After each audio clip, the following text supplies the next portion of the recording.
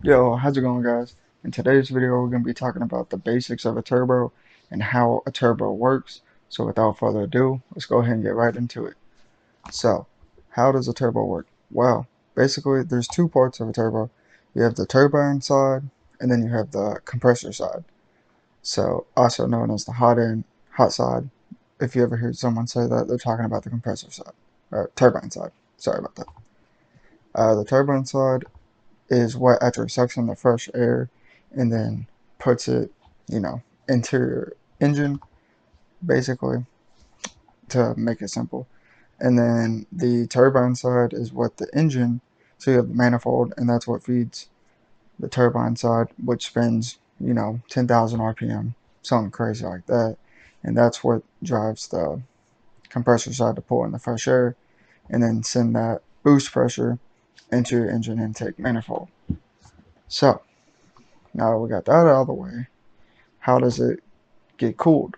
So you have to have cooling for your turbos. Some turbos use water and oil. Some just use oil.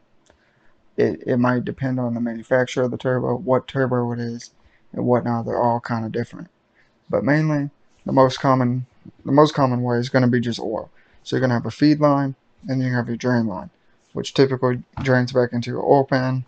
If it's a factory setup, it might be a little bit different. Just depends on how they decided to do it. Alright, so let's talk about how the turbine side and the compressor side are attached. So there's basically, just imagine that there's a rod going through. I'll just put a picture up, but there's a rod going through, and there's two wheels. Sometimes a 6 blade, 9 blade, 12 blade. The blade count doesn't really matter. They're going to be different per application, but just a good old reference point, basically.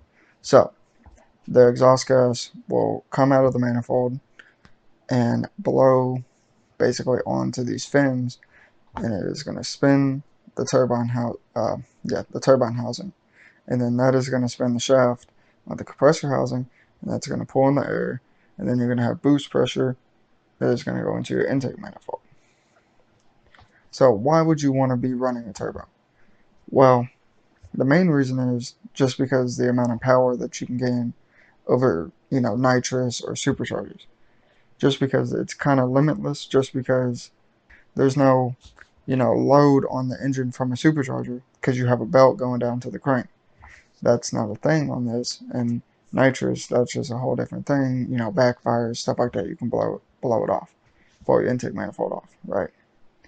So, what would you need to do a turbo, basically? So there's going to be 4 or 5 things that you're going to need. Turbo, obviously. Turbo manifold, that's so that you can bolt it up to your engine and then bolt the turbo up to the manifold, right? You can go V-band, you can go T3, T4, whatever you want to do. Just depends on how big your turbo is and all that. Then you're going to need an intercooler. Most people just do air to air. You can do water to air. That's kind of a BMW thing. But I would just recommend keeping it simple, air to air, so you don't put water in your intake manifold. That's not going to be a fun day if you do that. Next thing is, intake piping. Obviously, you're going to need something to connect the turbo to the intercooler, and then the intercooler to your intake. Alright. Then you're going to need a blow-off valve, more than likely, just so you don't overboost your engine. You can control it. You want to have that. You're going to want to have a wastegate, so you can control how much exhaust gas is going into your turbo, so you don't overspin your turbo, because that is not going to be good for your turbo.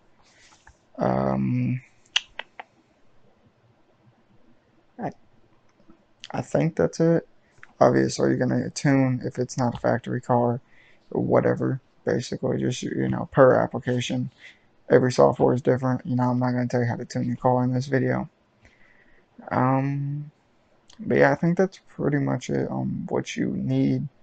Obviously, there's a whole bunch of accessories, oil lines, coolant lines, everything else that you need, but that's the main 5 I would think that you would need. But yeah, basically, just to recap, why you would really want to use a turbo in the first place. Just because, with a smaller engine, you're able to make so much more power. Obviously, with the big LS V8, yes, those can make 1,000 horsepower. But You also see the K20s, K24s. They can make 1,000 horsepower with the turbos. Yes, it's might blow up on you every time you make the 1,000 horsepower, but hey, turbos make it possible. So without that, and honestly, that's not something that's uncommon nowadays. Most cars from factory are coming turbo nowadays. Back in the 90s, 80s, sure, that wasn't common, but it's 2024. Almost every car nowadays on the road that is being produced is either some sort of hybrid or turbocharged. And it's mainly just for the gas mileage. They're not trying to get better performance, really, but they're trying to get better gas mileage, better emissions. So you can do that with the turbo too.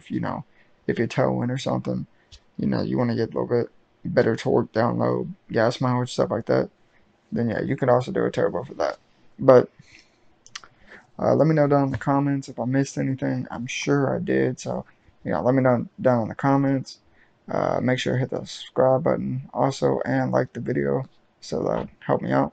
And yeah, see you on the next one. Let me know if I should do a supercharger one next. Peace.